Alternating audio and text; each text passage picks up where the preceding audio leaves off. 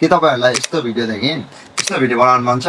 यस्तो भिडियो बनाउनु मन छ भने चाहिँ तपाईँहरूको लागि है यो भिडियो चाहिँ आज एकदम सिम्पल तरिकाले भन्छु होइन। लो क्वालिटीलाई चाहिँ एकदम हाई क्वालिटी होइन, क्रिस्पी टाइपको कसरी बनाउने म तपाईँलाई सिकाउँछु। फुल भिडियो हेर्नु होला होइन, इजी तरिका छ। फर्स्ट स्टेप चाहिँ तपाईँले 3टा एप्लिकेसन इन्स्टल गर्नुपर्ने हुन्छ। अनि इन्स्टल गर्नुमा चाहिँ फर्स्टमा क्यापकट गर्नु, अनि अलाइट मोसन, अनि भिमेक है, त्यो चाहिँ म तपाईँलाई सिकाउँछु फोन स्क्रिनमा होइन। फोन स्क्रिनतिर ध्यान दिनु होला है त।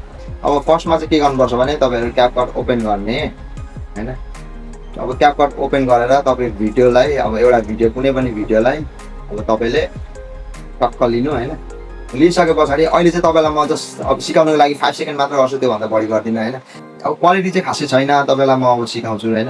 अब सट्ट म चाहिँ अहिलेको लागि 5 सेकेन्ड मात्र उयो स्पिड गर्छु, अनि त्यस पछाडि ल 5 सेकेन्ड मात्र मैले गरेँ होइन। अब क्यापकटबाट चाहिँ के गर्नुको लागि मैले तपाईँलाई भनेको भने तपाईँले 2टा एप्लिकेसन युज गर्दा पनि भयो, कुनै फरक पर्दैन। अलाइट मोसन र भिमेक होइन। मैले चाहिँ क्यापकट पनि युज गरेको हल्का एडजस्टमेन्टको लागि, त्यो खासै त छैन। अनि म चाहिँ फिल्टर युज गरिदिन्छु, फोरके नत्र एचडिआर। र मैले यति युज गरेँ होइन। मैले 5 सेकेन्डको मात्र बनाएँ, मैले एक्सपोर्ट गरिदिएँ।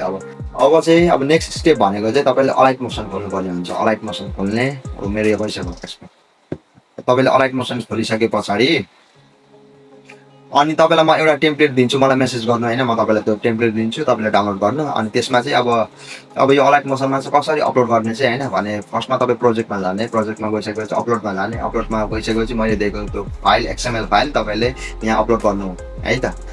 अनि अपलोड गर्ने, अपलोड गरिसके पछाडि तपाईँले नेक्स्ट गरिदिने, त्यसपछि कन्टिन्यू टु टाइमलाइन गर्ने। अनि यो 24 भन्ने चाहिँ तपाईँले टक्क क्लिक गरेर यो डमी मात्र यसलाई डिलिट गरिदिनु।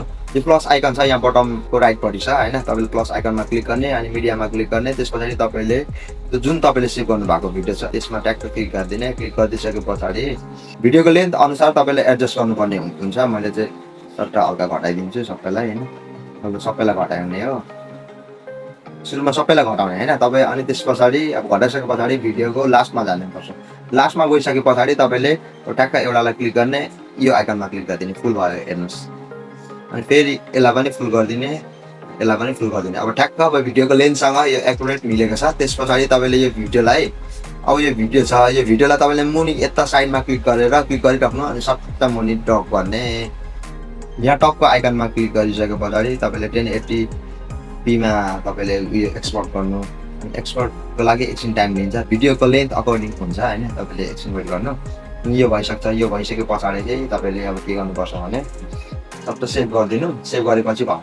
सेभ गरिसकेपछि चाहिँ तपाईँले भिमेकलाई ओपन गर्नु। भिमेकलाई ओपन गरिसके पछाडि तपाईँले AI एन्हान्सर भन्ने छ, त्यसमा टच गरिदिनु। अनि पोर्ट्रेट र 2K छ, अनि तपाईँले 2K गर्दा पनि भयो, पोर्ट्रेट गर्दा पनि भयो। म चाहिँ अहिले हालको लागि चाहिँ म पोर्ट्रेट युज गर्छु। तपाईँले ट्राई नाउमा क्लिक गर्ने, तपाईँले त्यो एक्सपोर्ट गर्नुभएको त्यो भिडियोलाई टक्क क्लिक गरिदिने। त्यस पछाडि एकछिन वेट गर्ने। इन्हान्सिङ क्वालिटी यो चाहिँ तपाईँको नेटवर्कको स्पिड र भिडियोको लेन्थ कतिको छ त्यसमा डिपेन्ड गर्छ होइन। अब एकछिन तपाईँले वेट गर्नु होइन। अनि यहाँ भ्यू लेटरमा पनि क्लिक गर्दा हुन्छ होइन। अनि तपाईँले भ्यू लेटर गर्दा पनि अटोमेटिक भइरहेको हुन्छ। म चाहिँ एकछिन यत्तिकै छोडिदिन्छु होइन तपाईँहरूको लागि। जब हुन्छ अनि म तपाईँलाई देखाउँछु नि त कस्तो आयो। ल यो चाहिँ अहिले चाहिँ मैले फास्ट फरवर्ड गरेँ त, मैले सेभ गरिदिएँ।